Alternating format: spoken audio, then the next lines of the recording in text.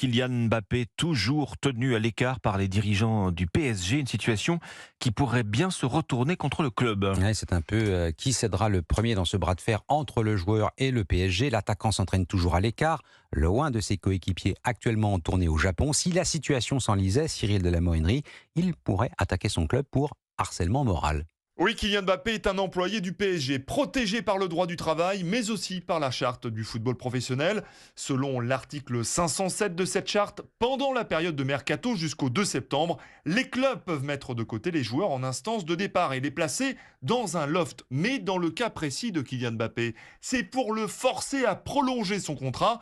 Et c'est interdit, affirme maître Thierry Grand-Turcot, avocat spécialiste en droit du sport. Il y a une dérive de cet accord de l'UNFP visant à gérer les effectifs durant la période de mercato pour en réalité mettre Kylian sous pression. Aujourd'hui, le loft, clairement, ça a deux objectifs. Soit vous forcez le joueur à partir, soit, en l'occurrence, et c'est relativement nouveau, vous le forcez à essayer de re-signer. Mais dans les deux cas, ça reste illégal. Et si sa mise à l'écart se prolongeait, le champion du monde pourrait saisir la commission juridique de la Ligue, voire même attaquer le PSG en justice. Devant les prud'hommes, Kylian Mbappé pourrait faire résilier son contrat, auteur exclusif du club. Mais selon maître Grand-Turcot, ce bras de fer devrait se terminer autour d'une table à coups de chéquier.